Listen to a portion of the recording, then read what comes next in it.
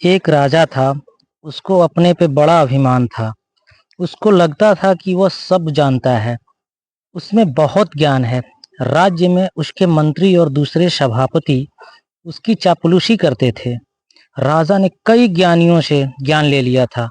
अब उसे लगने लगा था कि इस पृथ्वी पर ऐसा कुछ भी नहीं है जो वो नहीं जानता है। इस अभिमान से भरे उस राजा ने एक दिन अपने राज्य में यह घोषणा करवाई कि जो भी राजा के सामने 3 ऐसी बात लेके आएगा जो राजा नहीं जानता है, तो राजा उसे अपना आधा राज्य दे देंगे। लेकिन ध्यान रहे, अगर वो राजा के सामने आकर ऐसा करने में असमर्थ होता है, तो राजा उसे दंड स्वरूप मृत्यु दंड देंगे। राजा की ऐसी घोषणा के बाद कई लोग सोचा जरूर, लेकिन वो राजा के सामने नहीं जा पाए, क्योंकि उन्हें भय था कि राजा को सब पता है। इसलिए वो वहां जाकर अपनी जान गंवाना नहीं चाहते थे। कई दिनों बाद एक बुद्धिमान और चतुर युवक को राजा के इस संदेश का पता चला। युवक का नाम सरस था। वो नगर के बाहर रहता था। वो राजा की सभा में पहुंचा। राजा की मंत्री के साथ नगर के प्रतिष्ठित लोग भी थे, ताकि राजा का निर्णय सभी को पता चले। साथ ही राजा कुछ गलत नहीं करता, ऐसे नगरवासियों को ज्ञात हो। सब सोच रहे थे कि यह मूर्ख राजा की सभा में मरने को आ गया। राजा भी उसे देखकर खुश हुआ। राजा ने उससे पूछा, अच्छा क्या नाम है तुम्हारा? युवक बोला, राजा बोला कि तुम्हारा अच्छा, तो तुम ऐसा कुछ जानते हो जो मैं नहीं जानता? युवक बोला, हाँ महाराज, मैं ऐसा बहुत कुछ जानता हूँ जो आप नहीं जानते। राजा को यह बात सुनकर थोड़ी सी ठेस लगी। राजा बोला, पता है, अगर नहीं बता पाए तो दंड क्या है? सरस बोला, हाँ मुझे पता है राजा। बोला, तो बताओ फिर, मैं क्या नहीं जानता? सरस बोला कि मैं आपको 3 बातें तो बता दूंगा, लेकिन बताने से पहले मेरी एक शर्त है। अगर आप वो मानेंगे तो मैं शुरुआत करूंगा। राजा ने पूछा, कैसी शर्त, बताओ? युवक बोला, मैं 3 दिन में वो 3 बातें बताऊंगा, एक दिन में एक। राजा ने सभा में बैठे मंत्रीगण की तरफ देखा, फिर उस युवक की शर्त को मान लिया। युवक ने पहली बात बताई। युवक बोला, हे राजन, आपको ज्ञात की ख्याति पूरे राज्य में है, लेकिन आप शायद यह नहीं जानते कि आपके राज्य में कितने नगरवासी हैं, जनगणना कितनी है। राजा के चेहरे पे थोड़ी सिकन आई, लेकिन फिर उसने अपने मन से कोई भी एक संख्या बता दी और बोला कि तुम्हें क्या लगता है, मैं नहीं जानता था कि मेरे राज्य में लोगों की संख्या कितनी है? कुल 5,23,937 लोग हैं। दरबारी राजा की वाह वाह करने लगे। सभी खड़े हो गए। युवक बहुत चतुर था। वो हंसने लगा। राजा उसको हंसता देख बोला, क्या मृत्यु के भय ने तुम्हें पागल कर दिया है जो हंस रहे हो? युवक बोला, नहीं महाराज, मेरी मृत्यु तो आज नहीं है, क्योंकि आपका जवाब गलत है। अभी यहाँ आने से पहले पास के गांव में बुजुर्ग मनोहर काका का स्वर्गवास हो गया था, और पास के गांव में ही आज 3 नवजात शिशु का भी जन्म हुआ है। क्या नवजात आपके राज्य में नहीं आते महाराज? सभा में थोड़ा शोर हुआ। एक मंत्री बोला, तुम चतुराई कर रहे हो, जीवित और मृत्यु का आंकड़ा तो प्रतिदिन बदलता रहता है। युवक ने मंत्री से कहा कि क्या मैं गलत हूं? आप बस इस बात का उत्तर दीजिए। राजा की सभा में विचार विमर्श हुआ। सभा में मंत्री के साथ आम जनता के प्रतिष्ठित लोग होने के कारण युवक को आसानी से गलत नहीं ठहराया जा सकता था। इसलिए युवक की एक बात सही ठहराई गई। युवक चला गया और कहा कि मैं अगले दिन फिर आऊंगा। राजा को थोड़ी चिंता होने लगी।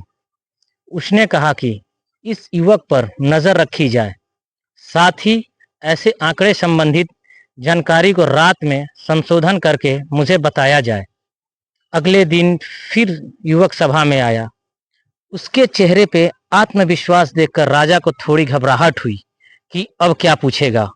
युवक खड़ा हुआ और मुस्कुराते हुए बोला, हे राजन, आपने सभी प्रकार का ज्ञान अर्जित किया है, मैं जानता हूँ, लेकिन कभी कभी मनुष्य दूर का देखने में अपनी पास की वस्तुओं को महत्व नहीं जान पाता। राजा बोला, बताओ भी, मैं क्या नहीं जानता?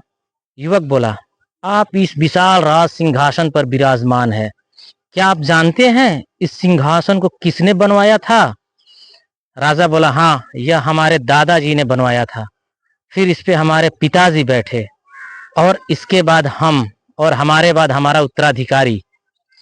यह तो हमें पता है। सभा में बैठे मंत्री सभी प्रसन्न हो गए। युवक बोला, मुझे पता है, यह आपको पता है, लेकिन मैं आपको जो बताना चाहता हूँ वो आपको नहीं पता है। इस सिंहासन के 4 पैर ना होकर 5 पैर क्यों है? बीच में एक मोटा पैर क्यों रखा गया है?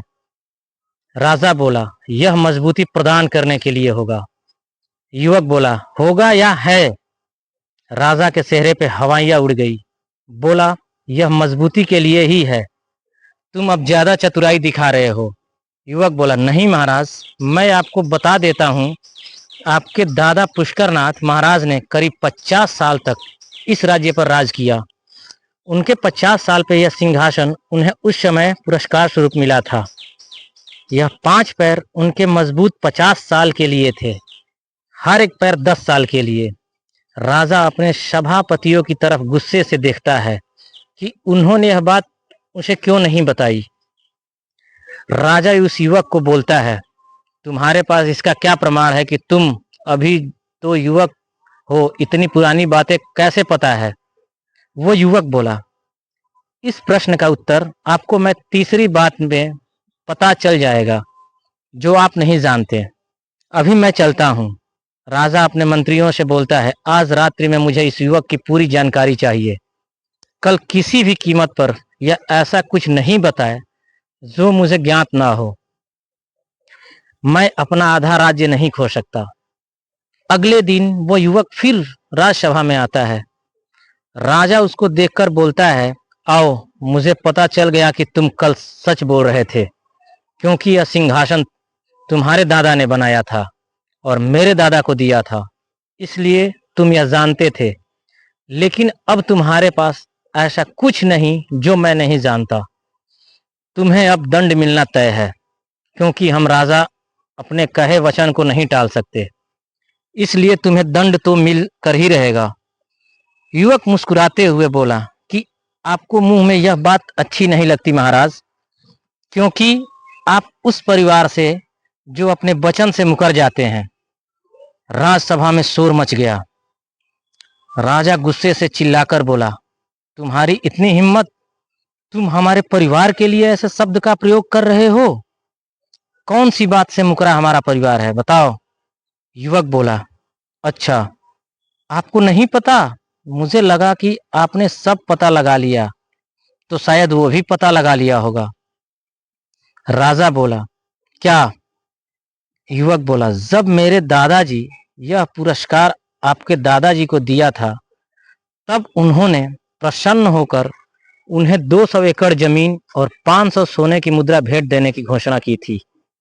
लेकिन उसके कुछ दिन बाद ही आपके दादाजी का स्वर्गवास हो गया था।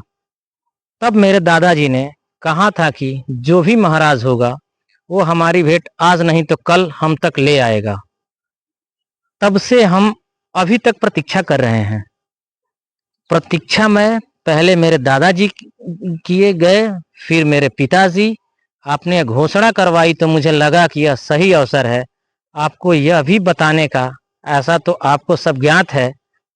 अब आपको अगर यह नहीं पता था तो मुझे आधा राज्य दीजिए, और अगर पता था तो पहले आप अपने दादाजी की बात रखेंगे या अपनी, यह निर्णय मैं आप पर छोड़ता हूँ। आप जो भी लेंगे वो स्वीकार है। राजा को भरी सभा में यह सब सुनना पड़ा। राजा को अपने पूर्वज का भी सम्मान करना था, नहीं तो उनकी छवि खराब हो जाती। साथ ही अगर वह कहता कि उसे नहीं पता था तो उसे आधा राज्य देना पड़ता। राजा अपने ही जाल में फंस गया था। उस युवक के चेहरे पर मुस्कान थी। उसे पता था कि अब उसे मृत्यु दंड तो नहीं मिलेगा। राजा ने कहा कि यह भी मुझे पता है, लेकिन पता होने के बाद भी मैं इस युवक को दंड नहीं दे रहा, क्योंकि मैं पहले अपने दादाजी को दिया वचन पूरा करूंगा। इसलिए आज तुम्हें दंड नहीं बल्कि मेरे दादाजी का दिया हुआ पुरस्कार मिलेगा। सभा में तालियां और राजा की जय जयकार हुई। लेकिन राजा उस युवक की तरफ ही देखता रहा और खुद को इस तरह का प्रयोजन करने के लिए कोसता रहा। दोस्तों, यदि कहानी पसंद आई तो प्लीज़ चैनल को लाइक, सब्सक्राइब एंड शेयर करें। धन्यवाद।